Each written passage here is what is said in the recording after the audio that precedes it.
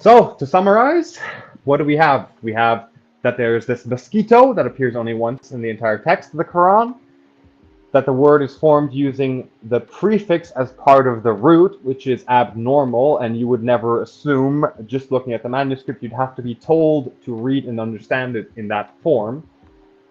It hides behind it a word associated with Christ, probably the Passion, and if it's the caveat of counsel, it would similarly also be related to Christ, but not necessarily Passion. But like we said, given the fact that it says shy away from or does not despise, the implication would be that it's talking about the lowliness of the suffering servant rather than the amazing counseling of the suffering servant. Uh, when we're looking at the root with different diacritics, another rare entries are revealed. Other rare entries are revealed. And said entries are also concealed, this time through diacritics instead of reading the prefix as part of the root. And that was the instance with the gain, which again, we do have to fully. Okay, basically, when it comes to this work, you can't just re-render.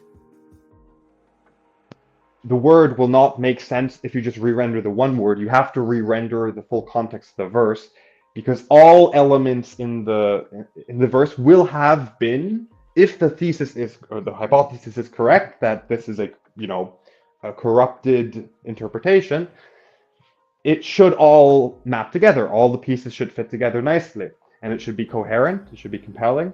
But many times what you'll find is you have to go through an entire verse and do the due diligence on each word such that you can find the most likely coherent actual intent of the authors. So, JC, you have any last thoughts? Yes, to say that all of this is very similar to a degree to the work that Christoph Luxemburg did. He obviously zeroed in on words that early scholars just didn't understand, and they actually had different renderings. It's exactly the same slide that we were seeing at the beginning, where some people say mosquito, other guys say gnat, other people don't even write the name of an insect at all. It's like he would do something like that, but in the Arabic. So going by the original tafsir writers, the first scholars, when they didn't agree on something, he would then zero in on that and say, okay, hang on a minute. If these guys didn't understand it, that means it was not Arabic from the region, there is something else. And that's why he puts forward his thesis of the book being very heavily Syriac. This is exactly what we've done. Instead of going through the very early sources found in Tabari, for instance, what we are doing is we look at the Quran and think, does this make sense? If it doesn't, there is something behind it. And so far, almost every time that we have found something that really sticks out, like you can almost feel it. There is something wrong. The translators often get things really, really wrong, like we've just seen. All of those things are like signs pointing at an actual problem. And when we dig into it, what we find behind it so far has all been very Christological. That's why we've had all of these sessions showing that there is so much of the Quran that is, for need of a better word, Trinitarian, talking about the Spirit, talking about Jesus. But the way that it is rendered, instead of that, you end up with something that is silly, like the backbone and the ribs, like the whole thing with the Sabi argument. And now even with animals, there shouldn't be that many animals in the Quran. You would expect to have maybe, the cow, camels, maybe a donkey, and a couple of other animals, but there is a lot. What is an elephant doing in there? Why are there birds throwing stones in there? Are all of those stories taken from apocryphal books? Some of them are, but some of those apocryphal books don't really tell stories about animals in that manner. The ants, I don't think that Solomon talking to the ants is in an actual apocryphal text. So we know, okay, so ants doesn't make sense. We need to actually have a look at that, and so on and so forth. So what we are doing is actually just continuing with everything that we have done before, finding something that doesn't make sense, actually then going into the text and looking at the rasam, looking at the manuscripts, and so far everything that we're finding is just Jesus or the Spirit in every single page. The people behind this textual tradition were completely obsessed with Jesus. It's just that over time their love remained true most likely, but the referent of their veneration slowly erred and erred and erred until they had a totally false Jesus, who then all of a sudden essentially got warped into this new prophet in the 7th century in the Hijaz, the whole back redacted tradition and so forth. To piggyback off what you were saying about what we're doing is kind of taking huge inspiration from giants like Christoph Luxemburg. It's that his method was extremely cautionary. He didn't want to overstep, so it was quite smart for him, especially in the academic setting, to really only look at verses which meet the standard of, okay, if Tabari says that there's no consensus on it, that means that it's, it's a smoking gun, and therefore he puts his attention to that.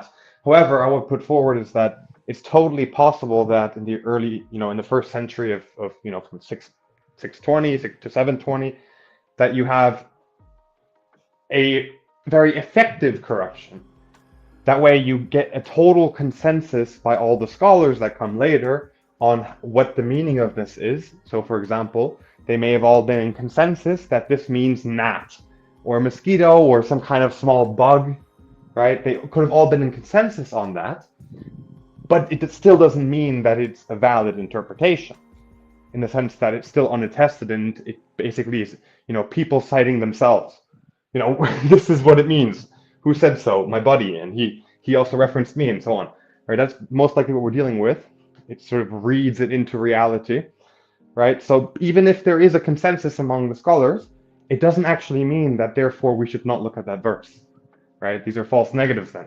So anyway, point being is that we're trying to take what groundbreaking work that Christoph Luxemburger did and just mass apply it to everything in the Quran, such that we can, maybe see how cool this original textual tradition was, and see how obsessed they really were with Jesus. Because so far, I look left, I look right, no matter where I look, it's just all about Jesus. Once we realize that, we look at the Quran and we see, okay, these verses here, they don't make any sense. But we keep reading the standard Islamic narrative into those verses. Once we realize that that's not there, we look in a bit more detail and it's like, yeah, they're hiding Jesus. And actually, like you are saying, that even if the early scholars were to be happy with a particular interpretation, that doesn't mean that it is correct. Like we have it on good authority, the table, as we've discussed here on the channel as well, that by the time that we got to John of Damascus, they were already reading that as the table, but they didn't even have diacritical marks at that point. But they were already reading it in a manner that made no sense. It's not talking about the table coming from the heavens. So yes, you're absolutely right. Even if there is something that all of the scholars agree that this is what it means, we need to think, does it make sense? Does it make sense though? And if it doesn't, we look into it and see what happens. This one was quite an easy one to do to a degree because they didn't agree. The translators didn't agree. So we don't really have to make a very strong argument as to, oh, well, they agree, but they were all wrong. It's like, no, the translators couldn't actually understand this word either.